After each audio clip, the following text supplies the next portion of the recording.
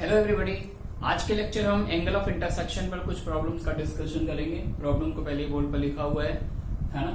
First problem है find the angle between y equal to X square and 6y equal to 7 minus X cube at 1,1। और इन दो curve के angle of intersection निकालना इस point पर है ना। तो पहले तो ये चेक कर ही लिया मैंने कि ये 1,1 इसको भी सेटिस्फाई कर रहा है और इसको भी सेटिस्फाई कर रहा है। अगर नहीं करेगा तो क्वेश्चन ही गलत है, करना ही पड़ेगा, ठीक है ना। चलिए अब पॉइंट दे रखा है तो सबसे पहले क्या करते हैं, dy by dx स्लोप निकाल लेते हैं। इसको डिफरेंशिएट कर लीजिए, dy by dx कितना आएगा 2x। तो इसका स्लोप 1,1 पे अगर देखा जाए dy upon dx at 1,1 वो कितना आ जाएगा 2 आ जाएगा, है ना। इसका स्लोप डिफरेंशिएट कर लेते हैं 6 into dy by dx equals to what -3x square। तो dy by dx at the point 1,1 कितना आ जाएगा -3/6 मीन्स -हाफ। तो एक का स्लोप 2 है, दूसरे का स्लोप -हाफ है। तो ऑब्वियस सी बात है यार, m1 m2 यहां से डायरेक्टली दिख रहा है। ये m1 है, ये m2 है। तो m1 m2 क्या देख रहे हैं -1। इसका मतलब एंगल ऑफ इंटरसेक्शन कितना आ जाएगा बच्चों π/2,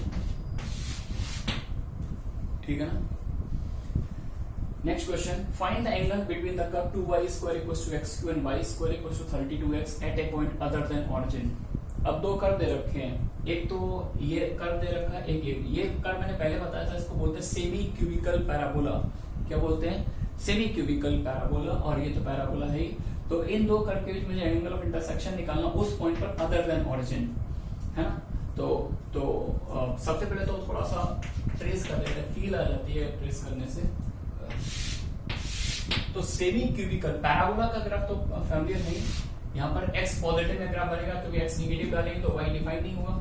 तो पॉजिटिव साइड में इसका ग्राफ बनता है राइट हैंडेड पैराबोला। अच्छा, y square equals to X cube, ये किस टाइप ऑफ कर्व होगा। ये इसमें y की सारी पावर इवन है। अगर किसी भी कर्व में y की सारी पावर इवन हो तो curve is symmetric with respect to x axis. x axis towards symmetric होता है। क्यों, जैसे मैंने x को 2 पुट किया तो ये 8 बनेगा, 2 से डिवाइड दे दिया, y स्क्वायर 4 आएगा। y स्क्वायर 4 है तो y प्लस -2, y क्या आया +-2। x को 2 डाला लेकिन x को 2 डाला, y +2 भी आएगा और -2 भी आएगा। इसका मतलब ये भी कर्व किस टुवर्ड्स सिमेट्रिक होगा, x एक्सिस के अबाउट। एक और बात, ये कर्व नेगेटिव x पे नहीं बनेगा क्योंकि जैसे आप कोई नेगेटिव x डालेंगे तो y स्क्वायर नेगेटिव हो जाएगा तो y इमेजिनरी आएगा, ठीक है। और जैसे जैसे x बढ़ाते जाएंगे y की वैल्यू बढ़ती है, स्ट्रिक्टली इंक्रीजिंग फंक्शन होगा। तो इसका ग्राफ कुछ इस तरह का आता है, समथिंग लाइक दैट, ठीक है ना।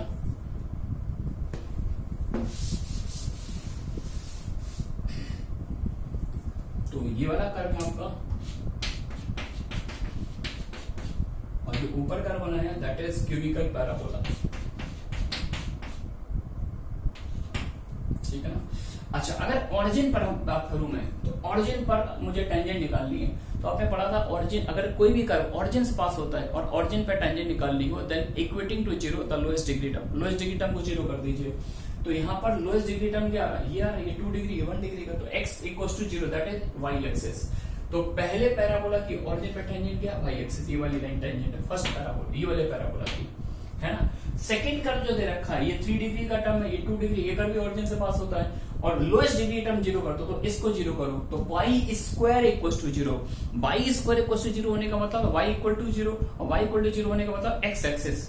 y इक्वल टू 0 होने का मींस x एक्सिस। लेकिन y स्क्वायर इक्वल्स टू 0 होने का मीनिंग ये हुआ कि यार ये जो x एक्सिस होगी वो एक तरह से डबल टेंजेंट का रोल प्ले करेगी। डबल टेंजेंट का मतलब ऐसे समझे कि ऑरिजिन से इस कर्व की 2 ब्रांच पास होंगी, ऑरिजिन से इस कर्व की 2 ब्रांच पास होंगी और x एक्सिस दोनों ब्रांच के लिए क्या होगी, कॉमन टेंजेंट। क्या होगी, कॉमन टेंजेंट।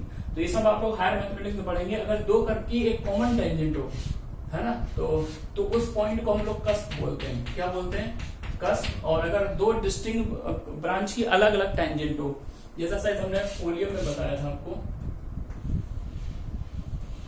है ना। तो इस ब्रांच की टेंजेंट y एक्सिस है, इस ब्रांच की टेंजेंट के x है। 2 ब्रांच की अगर अलग अलग टेंजेंट होती है तो उसे नोड बोलते हैं। ऑरिजिन यहाँ पे नोड है, यहाँ पे कस्प है। खैर क्या बोलते हैं उससे कोई मतलब नहीं, जेई लेवल पे इसका दूर दूर तक कोई लेना देना नहीं है। तो यहाँ पर इस ऑरिजिन से इसका भी 2 डिस्टिंक्ट ब्रांच पास हो रही है, 2 डिस्टिंक्ट ब्रांच के कॉमन टेंजेंट है x एक्सिस। तो रिपीट करता हूं, ऑरिजिन पर इस पैराबोला की टेंजेंट क्या है, y एक्सिस, और ये जो क्यूबिकल पैराबोला इसकी टेंजेंट क्या एक्स एक्सिस, तो ऑब्वियस सी बात है ऑरिजिन पर फ्री ऑफ कॉस्ट हमें एंगल ऑफ इंटरसेक्शन मिल गया। ऑरिजिन पर तो एंगल ऑफ इंटरसेक्शन 90 ही है, लेकिन उसने आपसे ऑरिजिन पर एंगल नहीं पूछा है, उसने कहा है कि आप इस पॉइंट बताइए अदर देन ऑरिजिन। अच्छा, इन दोनों पॉइंट पर ऑब्वियस सी बात है एंगल ऑफ इंटरसेक्शन सेम आएगा, क्योंकि दोनों ही कर्व एक्स एक्सिस के अबाउट सिमेट्रिक है। जैसी इमेज ऊपर आएगी वैसी इमेज नीचे आएगी, जैसी पिक्चर ऊपर है वैसी नीचे है। तो अब एक काम करते हैं, मुझे पी पर एंगल ऑफ इंटरसेक्शन चाहिए, तो इसके लिए दोनों कर्व को सॉल्व कर लेते हैं। सॉल्विंग बोथ द कर्व्स, तो y स्क्वायर की वैल्यू उठा के आप पुट कर दीजिए 2 into 32x 2 into 32x equals to x cube, है ना। तो x की एक वैल्यू तो 0 आ गई और x स्क्वायर 64 आया, तो x 8 और -8, है ना। तो जब मैं x को 0 डालूंगा, x को क्या पुट कर दीजिए, तो जब x 0 डालूंगा y 0 आ जाएगा, x 8 डालूंगा तो 2 की पावर 5 होता है 32, ये 2 की पावर 3, 2 की पावर 8, 2 की पावर 8 होता है 256, 256 का स्क्वायर रूट जब मैं लूंगा तो 8 के करस्पॉन्डिंग दो वैल्यू आएंगी 16 और -16। -8 पुट नहीं कर सकते, -8 पर तो यार वो रियल वैल्यू आएगी नहीं, ठीक है ना। तो इस पॉइंट का कोऑर्डिनेट ये तो 0 0 हो गया, इस पॉइंट का कोऑर्डिनेट क्या x जब 8 पुट किया y 16, 8 पर 16 भी आता है और -16 भी आता है।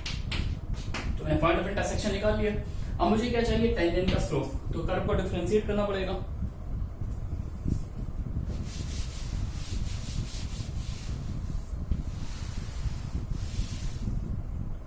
चलिए डिफरेंशिएट कर लेते हैं।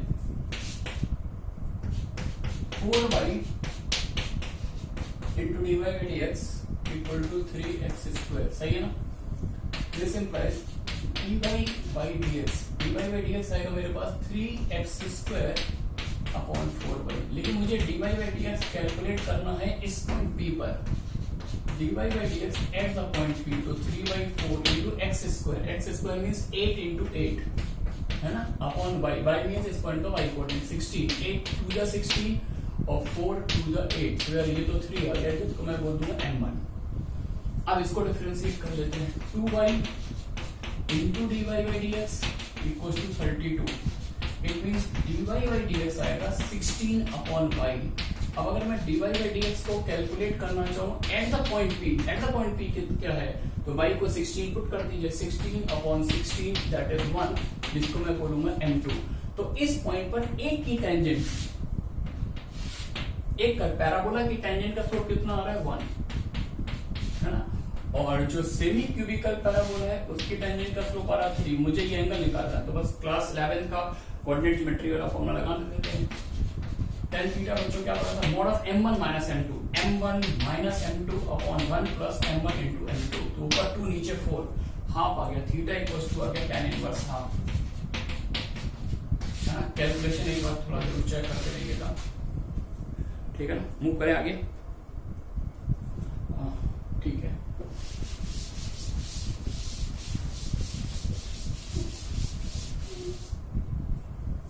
Next question, y equal to e power x and y equal to kx square touches each other, find k। दो कर्व टच कर रहे हैं, मुझे k की वैल्यू निकालनी है। तो बच्चों मैंने थ्योरी में बताया था प्रीवियस लेक्चर में कि अगर दो कर्व टच करें तो पॉइंट ऑफ टेंजेंसी पर दोनों कर्व में कॉमन टेंजेंट एग्जिस्ट करती है, यानी दोनों की टेंजेंट का स्लोप सेम होना चाहिए, यानी m1 equals to m2। तो बस एक लाइन लिख लीजिए, since curves touches each other, अगर कर्व टच कर रहे हैं तो क्या होगा, m1 equals to m2। अच्छा थोड़ा सा डायग्राम ही बनाते हैं, अच्छी फील आती है। y equal to e power x, ये तो एक strictly increasing function, something like that, कुछ इस तरह से पास होगा, है ना। अच्छा y equal to kx square, y equal to x square क्या होता है, पैराबोला होता है ना। और ऑब्वियसली k पॉजिटिव होना चाहिए, क्योंकि अगर नेगेटिव हो गया तो नीचे बनेगा तो कोई पॉइंट कॉमन आएगा ही नहीं है, तो k पॉजिटिव है ना। तो ये पैराबोला कुछ इस तरह से पास होगा, समथिंग ऐसे पास होगा। अब जैसे जैसे मैं k चेंज करूंगा तो इस पैराबोला की कॉन्केविटी में चेंज आएगा, मतलब अगर मैं k बढ़ाता चला जाऊंगा तो छोटे से x पर बड़ी y मिलने लगेगी, जैसे मैं के 10 डालू तो 10x स्क्वायर, तो x2 डालेंगे तो बड़ी वैल्यू आएगी, 10 की जगह 100 डाल देंगे तो और बड़ी वैल्यू आएगी। यानी के को चेंज करने से इसके कर्वेचर पर इफेक्ट पड़ेगा। तो मैं बस ऐसा के निकालना चाहता हूं जिससे ये पैराबोलिक कर्व जो है इस एक्सपोनेंशियल कर्व को एक पॉइंट पर टच करे, है ना। तो ऑब्वियसली एक ही पे टच कर, पीछे तो कट करेगा, है ना। तो थोड़ा सा यार इस ग्राफ को ऐसा बना देते हैं, है ना। और ये कर्व इसको हम चाहते हैं टच करें, तो ये कुछ इस तरह से इसको इस पॉइंट पे टच करा दिया और ये ऊपर आएगा। एक्सपोनेंशियल कर्व इसके नीचे से नहीं जाएगा, तो हमें इसको टच कराना है। इस पॉइंट ऑफ कांटेक्ट हमने P बोल दिया है। अच्छा, अगर टच करें तो इस पॉइंट पर दोनों पर में कॉमन टेंजेंट आएगी, तो दोनों की टेंजेंट का स्लोप सेम होगा। तो डिफरेंशिएट कर लेते हैं। यहां से dy बाई dx क्या आ रहा है, e पावर x, यहां से dy बाई dx क्या आ रहा है 2kx, है ना। अच्छा, पॉइंट ऑफ कांटेक्ट P पर दोनों के लिए y कोऑर्डिनेट सेम होगा, तो एट पॉइंट P पर दोनों का y सेम कर दो, सही ना। अब चलते हैं, अगर दोनों का टच करते तो m1 इक्वल टू m2, तो पहले की टेंजेंट का स्लोप है e पावर x, दूसरे की टेंजेंट का स्लोप है 2kx, और ये वर्क हम लोग कर रहे हैं पॉइंट P के लिए कर रहे हैं। ये पॉइंट P के लिए e power x equal to किसके इक्वल है, kx स्क्वायर। तो e पावर x के प्लेस पर kx स्क्वायर पुट कर दिया, kx square equal to 2kx, k को k से कैंसिल कर दिया, तो x की दो वैल्यू आ रही है, x equal to 0, x equal to 2, ठीक है ना। अच्छा, ये तो क्लियर है कि यहां से जो हम सॉल्व करके निकालेंगे तो जो भी x आएगा वो एक्चुअली पॉइंट ऑफ टेंजेंसी का x कोऑर्डिनेट आएगा, पॉइंट ऑफ टेंजेंसी का x कोऑर्डिनेट आएगा। और ये ऑब्वियस है यार, x इक्वल टू 0 पर दो कर टच नहीं कर सकते, तो इनवैलिड है, क्योंकि x इक्वल टू 0 डालेंगे तो यहां से 1 आएगा, y कोऑर्डिनेट डिफरेंट आ रहा है, इसका मतलब x इक्वल टू 0 इसका कॉमन पॉइंट नहीं है। तो x की कौन सी वैल्यू पर कन्वर्ट करेगी 2, और ये जो x निकाला है ये क्या होगा, पॉइंट ऑफ टेंजेंसी का x कोऑर्डिनेट निकाला। मुझे P का x कोऑर्डिनेट मिल गया, लेकिन मुझे y कोऑर्डिनेट भी चाहिए इस पॉइंट का।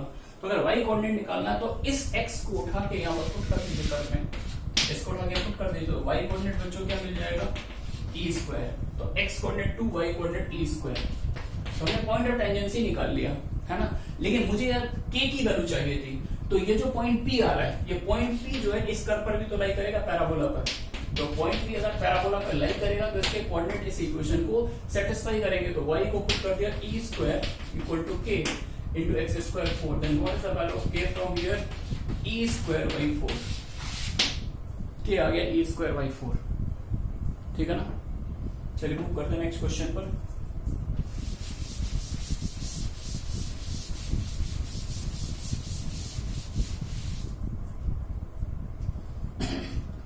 Find the angle between the curve this and this at a point other than origin। इसमें यार भाई कहानी है कि इन दो कर्व, ये कर्व पहचान रहे हैं, वॉल्यूम ऑफ द कर्व, है ना। तो ऑरिजिन के अलावा इससे पूछ रहे क्योंकि ऑरिजिन पर इसकी टेंजेंट होगी y एक्सिस और इसमें दो टेंजेंट आएंगी x एक्सिस और y एक्सिस, जो वॉल्यूम पर मैंने आपको थ्योरी पढ़ाया था। तो ऑरिजिन पर तो दिख रहा है यार, आप इनके एंगल ऑफ इंटरसेक्शन को 0 भी बोल सकते हैं, 90 भी बोल सकते हैं, तो मीनिंगलेस है। तो इसलिए उन्होंने पूछा ऑरिजिन के अलावा बताइए, है ना। तो इसके लिए पहले मेरे को दोनों कर्व को सॉल्व करना पड़ेगा, सॉल्विंग बोथ द कर्व्स।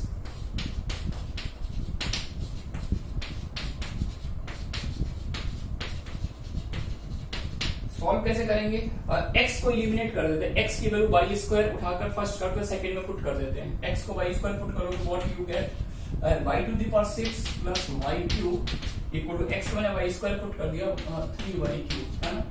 तो y पावर 6 minus 2y cube equal to 0, y cube common ले लिया, so there are two values of y को 0, 2 raised to the power 1/3, ये y कोऑर्डिनेट आ रहा है। और ये जो भी y आ रहा है इसको उठा के इसका पुट कर दीजिए यहाँ पर, तो x कोऑर्डिनेट मिल जाएगा करस्पॉन्डिंग है। y 0 डालेंगे यहाँ पर तो x 0 आएगा, और y को 2 की पावर 1/3 डालेंगे तो यहाँ पर आएगा 2 की पावर 2/3, है ना। तो दो कर्व, इन दो कर्व के दो पॉइंट ऑफ इंटरसेक्शन आ गए,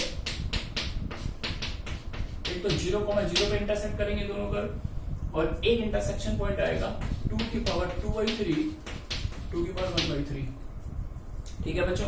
तो मेरे को इस पॉइंट पर फोकस करना है, इस पॉइंट पर एंगल ऑफ इंटरसेक्शन निकालना है।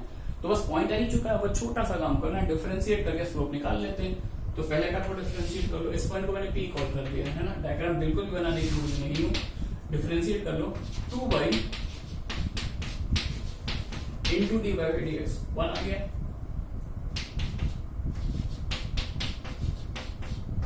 D by D x at the point P 1/2 by 2 by का मतलब 2 की पावर 1/3, ठीक है, तो 2 की पावर 1 + 1/3 कितना होता है 4/3, ये पहले की टेंजेंट का स्लोप आ गया, ठीक है, इसको डिफरेंशिएट कर लो 3x² + 3y² into D by D X, 3 product टू लगाएंगे x इंटू y पर, first function as it is derivative of second D by D X plus second function as it is into derivative of first, सही है क्या, 3 गया। अच्छा डी by D एक्स का टर्म अगर मैं देखूं तो y² minus X times D by by D X है ना, equal to what, y minus x², then what is the value of D by by D X, and that comes out to be y minus x² upon y² minus x. If we are interested to calculate this slope at the point P, then what we have y minus x². Y coordinate is this 2 raised to the power 1/3 minus x² means 2 raised to the power 4/3 upon y² minus x. Y² means 2 raised to the power 2/3 minus x means 2 raised to the power 2/3. Oh, what nonsense! Here denominator becomes 0, and when denominator becomes 0 then the derivative becomes infinity. तो ये बहुत ही important scene आ गया, यानी अब ये मैंने वो वाला प्रॉब्लम ले लिया है जिसमें एक टेंजेंट का तो फाइनाइट स्लोप आ रहा है और दूसरी टेंजेंट का इनफाइनाइट स्लोप आ रहा है। इनफाइनाइट स्लोप आने का मतलब ये हुआ कि दूसरे तरह की टेंजेंट जो है वाई एक्सिस के पैरेलल जा रही है। अब एक फाइनाइट स्लोप और एक इनफाइनाइट स्लोप हो तो हम उनके बीच एंगल ऑफ इंटरसेक्शन कैसे निकालते हैं, तो इसको m1 बोला था, इसको m2, तो मैं बोलूंगा नॉट ए बिग डील, हमने लिमिट पढ़ा हुआ है, लिमिट पढ़ा है इन्फिनिटी की लिमिट, तो अपन आसानी से सॉल्व कर ही लेते हैं, तो कुछ वैसे ही कम करेंगे। इवन ऐसे कुछ केसेस हम लोगों ने 11 में स्ट्रेट लाइन में भी डिस्कस किए थे, आप देख लीजिएगा। देखिए फॉर्मूला मैंने ये पढ़ रखा है, दो लाइन के बीच एंगल का m1 minus m2 upon 1 plus m1, ये फॉर्मूला पढ़ा है। अगर ये देखो इसमें कौन सा स्लोप इन्फिनिटी को टेंड कर रहा है, m2 इन्फिनिटी को टेंड कर रहा है, तो m2 अगर इन्फिनिटी को टेंड कर रहा है तो ऊपर भी इन्फिनिटी आएगा, नीचे भी इन्फिनिटी फॉर्म आ जाएगी, इन्फिनिटी अपॉन इन्फिनिटी। तो इन्फिनिटी अपॉन इन्फिनिटी फॉर्म को कैसे सॉल्व करते थे, हम उस फैक्टर को हटा देते थे जिसके कारण लिमिट इंडिटरमिनेट हो रही है, तो m2 से ऊपर नीचे डिवाइड दे दीजिए, m2 से ऊपर डिवाइड, m2 से नीचे divide, 1 upon m2 plus m1, आ रही बात बच्चों समझ में। अब यार इस चीज को देखो, m1 फाइनाइट है, m2 इनफाइनाइट है, finite upon infinite 0, finite upon infinite 0, तो एक नया फॉर्मूला डेवलप हो गया क्या, tan theta is what, mod of 1 upon m1। अच्छा माइनस मॉड के अंदर लगाओ ना लगाओ मैं क्या नहीं करता, 1 upon m1, and m1 is what, m1 is 1 upon 2 power 4/3, therefore this comes out to be 2 power 4/3, or we can write theta is tan inverse of cube root of 16, ये एंगल ऑफ इंटरसेक्शन, ठीक है क्या। चलिए last question और बचा हुआ इसको देख लेते हैं।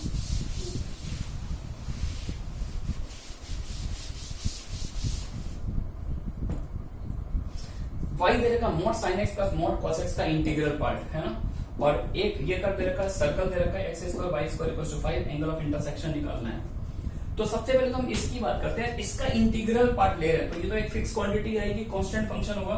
तो सबसे पहले आप मुझे बताओ what is the range of this function, what is the range of mod sin x plus mod cos x, इसकी रेंज क्या होती है, कहां से कहां तक की वैल्यू लेता है। तो सबसे पहला मेरा कमेंट है, इसका पीरियड जो होता है वो π/2 होता है, इसका पीरियड π/2 है, यहाँ पर पीरियड पाई नहीं आएगा, एलसीएम रूल फेल होता है कि mod sin x का पीरियड पाई है, mod cos x का पीरियड भी पाई है, एलसीएम रूल से पीरियड पाई आएगा, लेकिन पाई नहीं बोलेंगे π/2 बोलेंगे, बिकॉज अगर मैं x को x प्लस π/2 से रिप्लेस करूं तो ये साइन cos में चेंज हो जाएगा, cos साइन में चेंज हो जाएगा, एक फंक्शन दूसरे का कॉम्प्लीमेंट्री है, तो इसका पीरियड बच्चों क्या आ गया π/2। अच्छा अगर कोई फंक्शन पीरियोडिक है तो पीरियोडिक लेंथ वाला इंटरवल पिक कर लिया जाए तो उसमें ये सारी वैल्यू अचीव कर लेता है, तो मैंने इस फंक्शन की टेस्टिंग π/2 लेंथ वाले इंटरवल में करने जा रहा हूँ।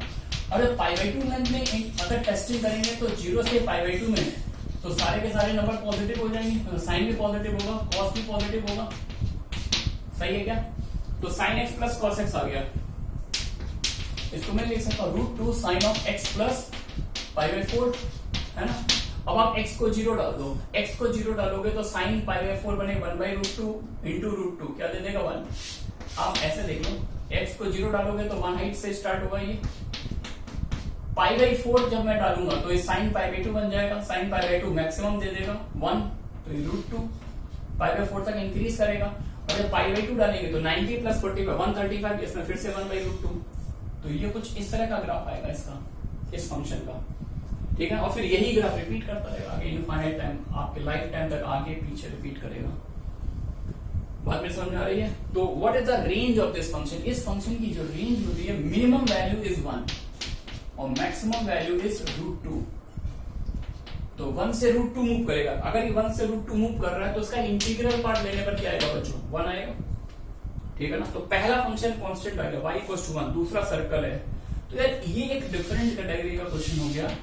अब हमें एंगल निकालना है एक सर्कल और एक लाइन के बीच का, है ना। ये सर्कल है x² + y² = 5 और ये लाइन है y = 1। अब एक कर्व और एक लाइन के बीच एंगल ऑफ इंटरसेक्शन चाहिए। तो पहले ये देख लो यार, ये इंटरसेक्शन पॉइंट क्या है। तो y को इसमें 1 डाल दीजिए, y1 डालोगे तो x² 4 हो गया, है ना। तो x कोऑर्डिनेट केवल हम राइट साइड वाला पॉइंट ले रहे हैं, तो x कोऑर्डिनेट 2 आ गया, y कोऑर्डिनेट 1 आ गया, ठीक है ना। तो अब इस कर्व को डिफरेंशिएट करके स्लोप निकाल लेते हैं। मुझे ये वाला एंगल चाहिए होगा, एक लाइन है एक कर्व है, मुझे ये वाला एंगल निकालना है ना। तो पहले हमने क्या किया, इस कर्व को डिफरेंशिएट कर लिया, 2x + 2y × dy/dx, ये क्या आ गया 0। तो dy/dx at the point P की बात करें तो -x/y, -x/y मींस कितना आ जाएगा -2, है ना। तो इस पॉइंट पर टेंजेंट का स्लोप, पॉइंट P पर सर्कल की जो टेंजेंट उसका स्लोप -2 आ रहा है। अगर मैं लेट कर दूं थोड़ी देर के लिए, टेंजेंट एक्सिस से फाई एंगल बनाती है, तो tan फाई की वैल्यू -2 आ गई। लेकिन मुझे tan फाई नहीं चाहिए, तो मुझे tan थीटा चाहिए था। तो मैं लिखूंगा यार कि दोनों लाइन पैरेलल है, तो इन दोनों एंगल का सम बच्चों क्या होगा पाई। तो थीटा क्या हो गया pi -phi, theta pi -phi है, तो tan थीटा क्या बनेगा tan ऑफ पाई -फाई, और tan of pi -phi means -tan phi, और -tan फाई इज व्हाट 2। तो थीटा क्या आ गया tan इनवर्स 2। ये एंगल निकाल लिया मैंने डायरेक्ट, ठीक है बच्चों। तो ये सारे क्वेश्चन डिस्कस हो गए। नेक्स्ट क्लास में कुछ और क्वेश्चन लेंगे और आगे टॉपिक भी पढ़ेंगे। Thanks for watching.